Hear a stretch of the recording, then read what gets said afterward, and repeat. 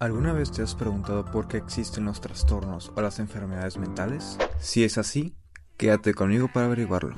Y esto es Psicología en Movimiento. Antes que nada, lo primordial es saber qué es un trastorno. Y para eso hay que ver su origen etimológico. La palabra trastorno está formada con raíces latinas y significa alteración de la salud. Sus componentes léxicos son el prefijo trans, de un lado a otro, y tornare, dar vuelta o girar.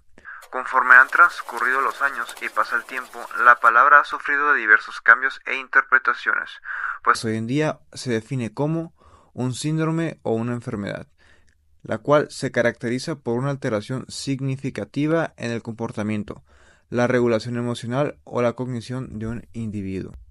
Esta alteración refleja una disfunción en los procesos psicológicos, biológicos o de desarrollo que subyacen en la función mental. En pocas palabras, es una alteración irregular en el estado cognitivo, estado emocional y en el comportamiento del ser humano. A lo que nos lleva a la siguiente pregunta. ¿Cuáles son los tipos de trastornos que hay? Trastornos del neurodesarrollo, trastornos de ansiedad, trastorno obsesivo compulsivo, trastornos del sueño vigilia, trastornos de conducta alimenticia, y estos son solo algunos de tantos que existen.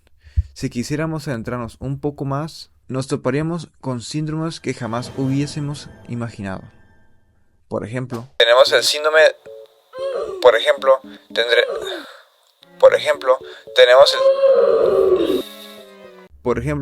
tenemos el síndrome de paramnesia reduplicativa. Hace que las personas creen que uno o varios sitios se han duplicado y aparecen en más de un lugar a la vez. El siguiente es el síndrome de la mano ajena. La persona que lo padece siente que su mano es movida por otra persona. Y uno de los más controversiales es el síndrome de Cotard, también conocido como síndrome del cadáver ambulante. Las personas con este síndrome creen que están muertas o que no existen. En un caso de Afganistán, un hombre sufrió de este síndrome, Warren McKinley, quien sufrió un grave accidente con su motocicleta. Al recuperarse, Warren empezó a pensar que ya no existía. El soldado británico dejó de comer. Pensó que ya no era necesario, a lo que él describe. Los terapeutas trataban de hablarme, pero yo les decía, ¿qué sentido tiene tratar de recuperarme si estoy muerto? Tampoco me alimentaba. No sentía necesidad de hacerlo, no tenía hambre. Cuanto más me insistían en que comiera, menos quería hacerlo. Creía que trataban de engañarme.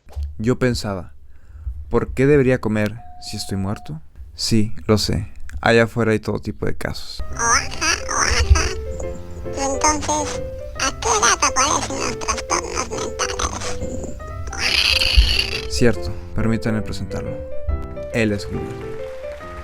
Y nunca se calla, y al igual que nosotros es muy curioso. Y, respondiendo a tu pregunta, Wilbert, los trastornos mentales pueden aparecer a cualquier edad. Sin embargo, la mayoría de los casos comienzan en la infancia o adolescencia. El rango de edad más común para el inicio de un trastorno mental es entre los 8 y los 15 años. Si bien se pueden presentar en ese rango, no se descarta la posibilidad de que se manifiesten antes o después de la edad estipulada. ¿Por qué existen los trastornos mentales? Bueno, esa es una interrogante que se han planteado por décadas, y la verdad es que no hay una sola causa para un trastorno. Varios factores pueden contribuir al riesgo de sufrirlo. Por ejemplo, las situaciones estresantes de la vida, como problemas financieros, el divorcio o la muerte de un ser querido, enfermedades permanentes, daño cerebral como consecuencia de una lesión grave, experiencias traumáticas tales como un combate militar, consumo de alcohol o de drogas recreativas, antecedentes de abuso o negligencia en la infancia, pocos amigos o pocas relaciones saludables.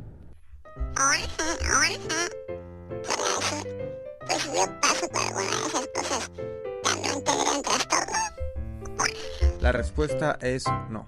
No todas las personas son iguales. Tienen experiencias de vida totalmente distintas, personalidades diferentes, entornos y ambientes que favorecen o desfavorecen a propiciar conductas y pensamientos contrarios a lo que consideramos normal o correcto. A lo que nos lleva la siguiente pregunta.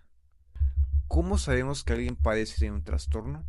Esto es, gracias a los signos y los síntomas que se presentan. Algunos ejemplos que pueden mostrar algunos trastornos son desconexión de la realidad, delirio, paranoia o alucinaciones, incapacidad para afrontar los problemas o el estrés de la vida diaria, problemas para comprender y relacionar las situaciones y las personas, problemas con el uso de alcohol o drogas, cambios importantes en los hábitos alimentarios, cambios en el deseo sexual, exceso de enojo, hostilidad o violencia y pensamientos suicidas. Claro que si vemos a una persona con un síntoma así, no quiere decir que padezca de un trastorno, sino de un problema, lo cual son dos cosas distintas. Para que podamos considerar que una anomalía presentada en una persona sea considerado como un trastorno, es esencial que cumpla con los criterios del DSM-5. ¿Y qué es el DSM-5? Es esto: el Manual Diagnóstico y Estadístico de los Trastornos Mentales. En este manual vamos a poder encontrar toda clase de información que se conoce acerca de los trastornos que tenemos en la actualidad. ¿Y para qué nos sirve conocer esta información? Gracias a esto se nos permite conocer la edad más frecuente de aparición de los distintos trastornos mentales. Nos permite elaborar estrategias de prevención y de promoción de la salud mental, en acorde a la edad de las personas. Así, podemos establecer distintas estrategias en las distintas etapas del desarrollo. Podríamos dividirlo en 3 etapas. Primero, en la etapa infantil y primaria se tendría más en cuenta los trastornos del neurodesarrollo como el TDAH y el autismo. 2. En la etapa de secundaria, la promoción de la salud mental y el diagnóstico precoz deberían ir encaminados hacia la anorexia, la bulimia, el trastorno por atracón, el TOC y el consumo de cannabis. Número 3. Mientras que en el bachillerato, la universidad y centros de formación profesional debería dirigirse hacia la psicosis, la crisis de ansiedad, el trastorno de personalidad, el consumo de alcohol y depresión. Sin lugar a dudas, la mente es increíblemente interesante. Para entenderla, solo hay un requisito, y es ir más allá de lo que podemos ver.